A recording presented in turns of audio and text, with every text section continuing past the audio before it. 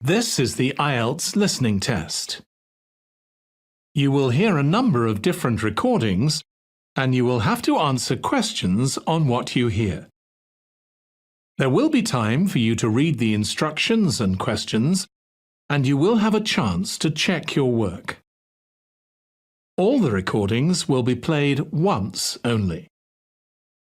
The test is in 4 parts. At the end of the test, you will be given 10 minutes to transfer your answers to the answer sheet. Now turn to Part 1.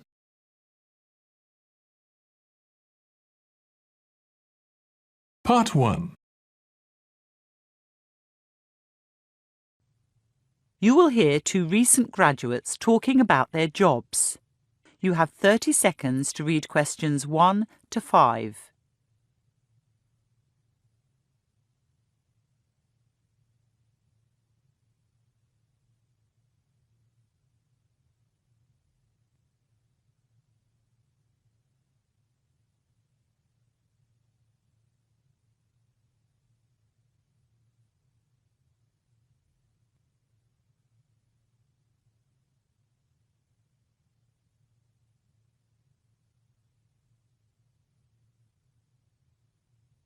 Hello, Annie. Haven't seen you for ages. Hi, James. You're right. I've been working really long hours.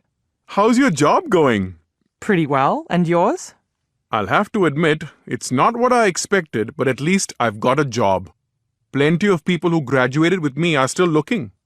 You're working in the city archives, aren't you? Yes, near Central Library. It's a terrific location.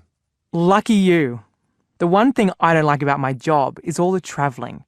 I'd no idea how big the region was until I had to catch so many buses, trains and taxis. Why don't you drive? I haven't saved up enough for a car. Too bad. I'm sure you've told me before, but what exactly is your job? I'm a biodiversity advisor for the council. What does that involve? A lot of surveying. There are 4 divisions in our team: ecological assessment, native species management, ecosystem restoration, and I've forgotten the last one. Anyway, I'm in ecological assessment. What kind of land do you survey? All kinds. And who do you advise? Anyone who manages or owns property, public or private.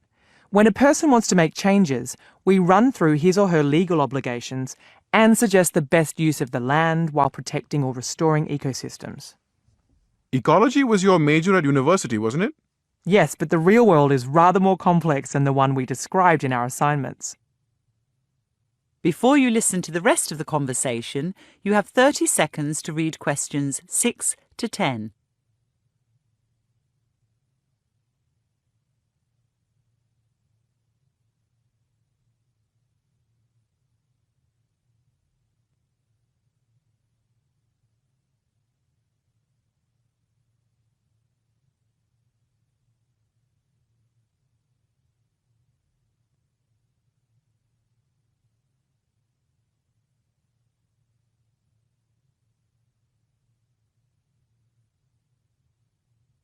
What are you working on at the moment?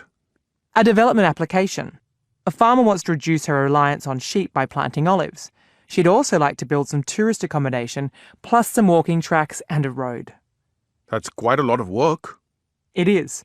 Moreover, there's a deep volcanic crater on her property as well as a large wetland, home to a rare bird. So what should she do? The tourist accommodation will be relatively straightforward as long as it's on high ground. With the track into the crater, where there are unusual rock formations and steam, she'll need to consider health and safety regulations, but they shouldn't be too hard. It's the wetland that presents a challenge. I doubt she'll be able to drain it. At some expense, she might be able to build a road around it, but it's more likely she'll have to forego new access to the olive grove. I had no idea development applications were so detailed. Well, this process means a carefully controlled use of land for which I believe future generations will be grateful. Future generations. Working at the archives, I'm completely immersed in the lives of past generations. I bet. Although the technology is up to date, we've got amazing scanners. Really? I spent all last week scanning tram tickets and timetables from 1902 to 1956. Why? The archives keep all kinds of documents. 1902 was when the electric tram service began here, and 1956 was when buses took over completely. But didn't you major in psychology? Yes, I did. The archives are about as far away from that as you could imagine. Although, working with so many different staff and public means I do have to apply some psychology from time to time. That is the end of part 1. You now have 1 minute to check your answers to part 1.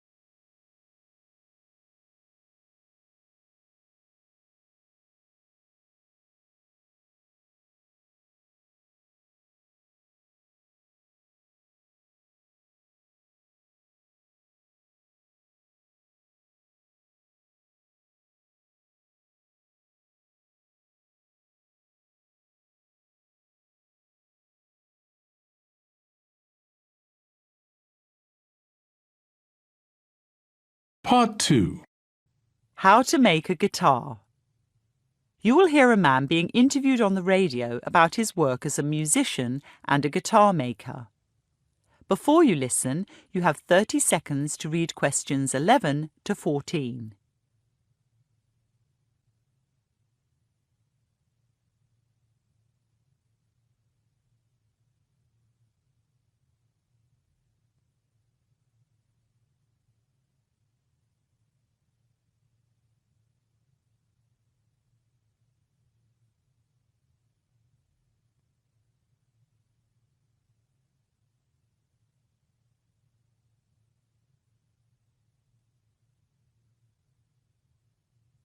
Great to have you here today, Hamish. I've been a fan of yours for ages. The very first rock concert I went to when I was 13, your band was playing. Gosh! I'd like to thank this station too, Juliet. If I remember rightly, Ray Rogers' interest in Soundhole's second album put us on the map. Good old Ray. Alas, who could forget when Soundhole broke up and Ray wept live on his show? But to set the record straight, Soundhole isn't getting back together despite rumours on social networks. My performing days are over. Even solo? Especially solo. Frankly, solo gigs were a nightmare. I was so anxious every time I went out onto a stage. Live audiences seriously scare me. Yet you've got such a rapport with them. You look so relaxed in those clips on YouTube. Yeah, well, one thing the social networks did get right is the reason I quit performing. Oh? I was manic when I was on the road with the band. Crazy. I'd stay up days on end. Back home, I was horribly depressed. I'd sleep for a week. My life was a mess. My first wife left me, and my second wife left me. I've got 3 children I hardly know. My son sent me a card just before Soundhole split up, in which he'd written he'd seen more of me on TV than in the flesh. Before you listen to the rest of the talk, you have 30 seconds to read questions 15 to 20.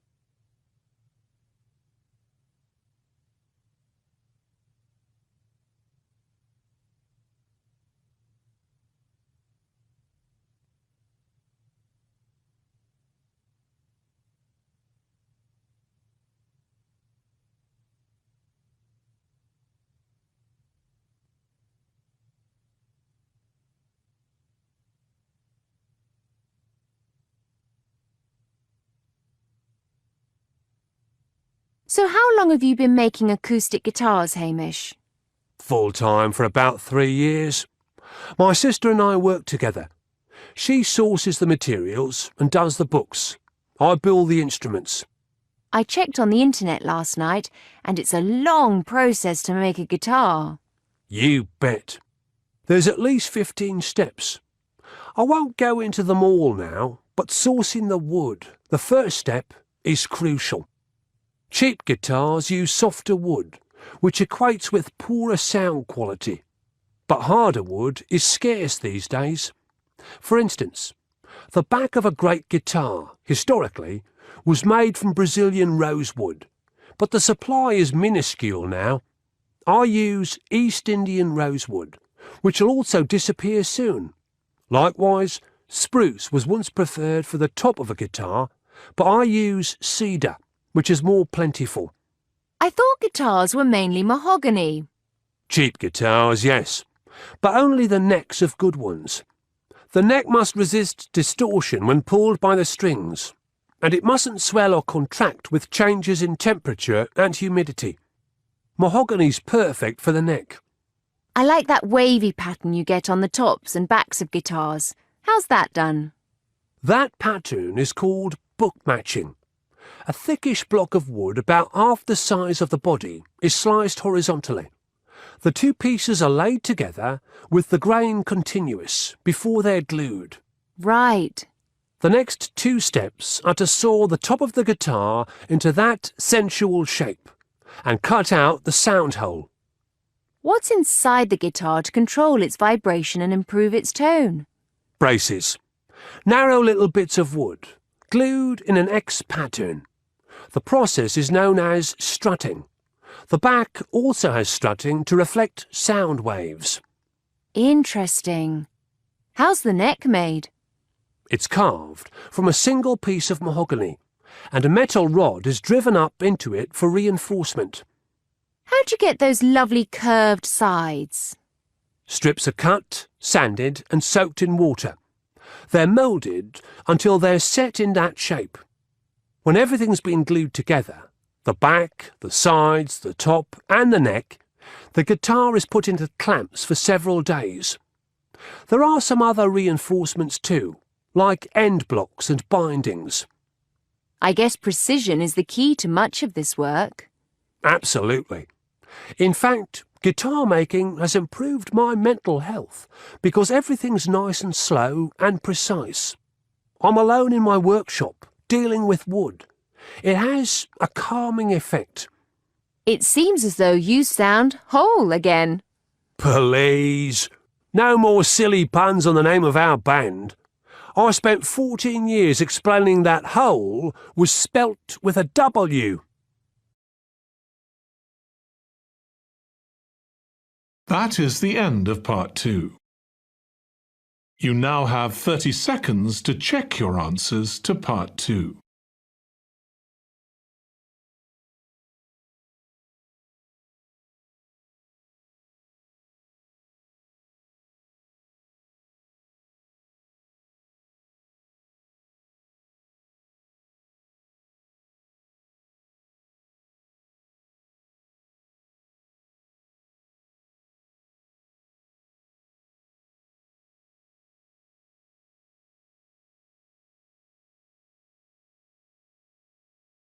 Part 3. Vertical gardening. You will hear 2 students discussing a new trend in landscape design called vertical gardening. Before you listen, you have 30 seconds to read questions 21 to 25.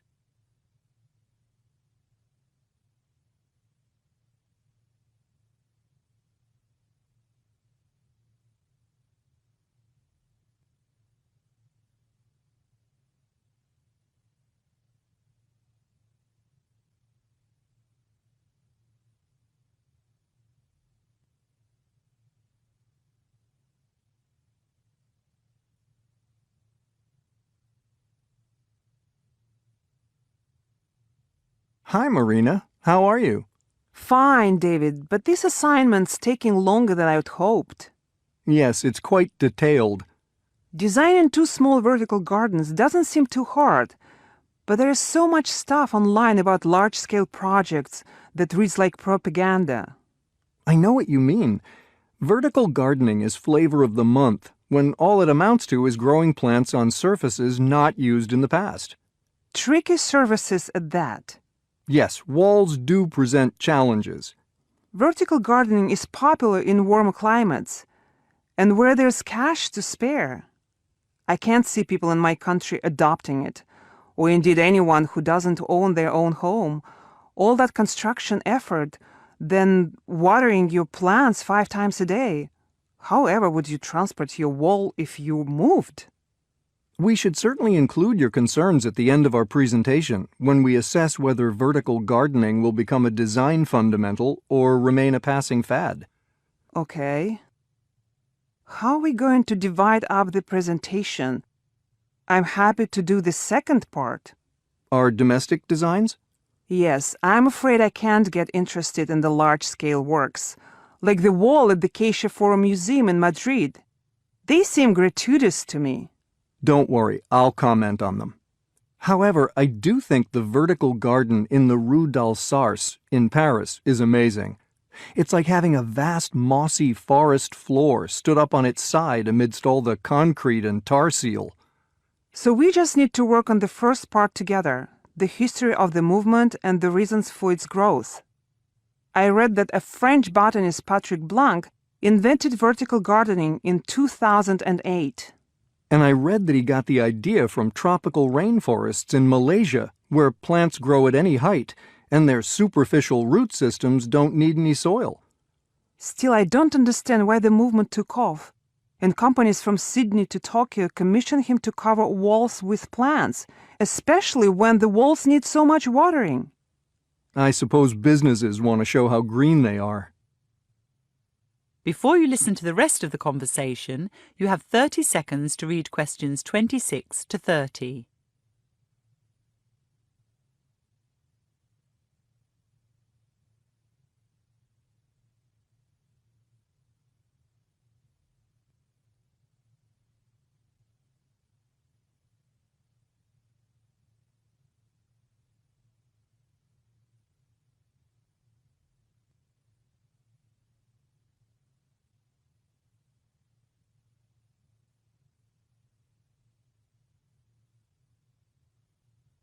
So how do you build a vertical garden? The principle is quite simple. Firstly, you need a wall, either the wall of a building or a boundary wall. This is called a supporting wall. Vertical wooden buttons and a PVC panel are secured to it. Currently, Japan is the only country where PVC is recyclable, meaning elsewhere vertical gardens are not environmentally friendly inside. What happens after the PVC panel is in place? Irrigation piping and 2 layers of matting are attached. The matting is made from felt or woven plastic that lasts a long time outdoors, but it can't be recycled either. Speaking about recycling, unless it comes off a nearby roof, the great amount of water needed to keep the wall growing seems like the biggest drawback to me, especially when watering 5 times a day, as you mentioned. In a tropical rainforest, there is plenty of water, but not so in downtown Paris. Also, Parisian water has few nutrients, so the amount of fertilizer for vertical gardens is high, 0.4 grams of macronutrients and 0.2 milliliters of trace elements per liter of water. If a designer can ensure the fertilizer is absorbed by the plants or drains into a fish pond, that's okay. But if it goes into the main water supply, which I bet it does most of the time, it just adds to pollution. Good point. How exactly do the plants grow? They sprout from slots cut into the matting. What are your designs? One is a mosquito-repellent wall containing scented plants that drive mosquitoes away. The other is a culinary wall with herbs, salad plants, and strawberries. Sounds delicious. Personally, I would be happier planting my veggies in pots on the balcony. Perhaps, but I do find the giant vertical gardens in Madrid and Paris inspiring. Once obstacles like the plastic components and frequent irrigation are overcome, vertical gardening will be an aesthetic and environmental achievement. I'm not sure the whole world will take it up, but richer countries could well do so. That is the end of part 3. You now have 30 seconds to check your answers to part 3.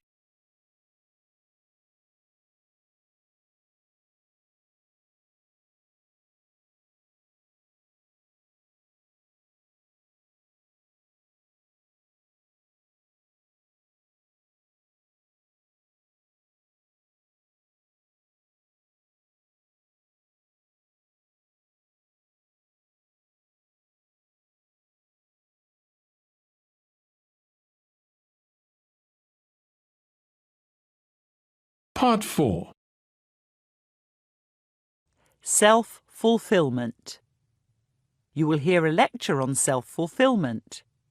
Before you listen, you have 45 seconds to read questions 31 to 40.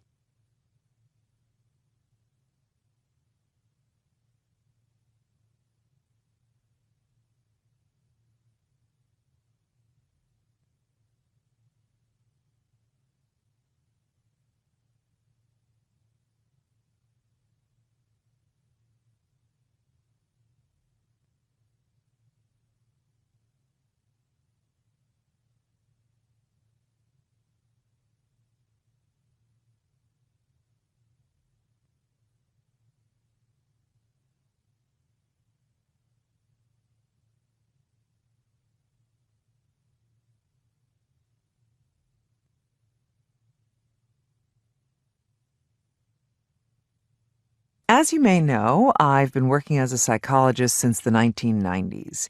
In the past few years in this city, we've enjoyed unparalleled prosperity. All the same, people come to me with concerns about the future, or should I say, their future. One trend I've noticed is an increase in clients who, at least on paper, lead ideal lives, yet worry that they're not fulfilling themselves, however elusive that might be. Let me give you an example. A woman in her late 20s came to me a month or so ago. She's an HR manager for a big company. She lives in a nice part of town, and she's been engaged for 9 months. Her last holiday was to Tibet, and she's just resumed sailing. In good health, she appeared not to be suffering from clinical depression. Nevertheless, she felt the world owed her more. I questioned her about her career choice and life partner.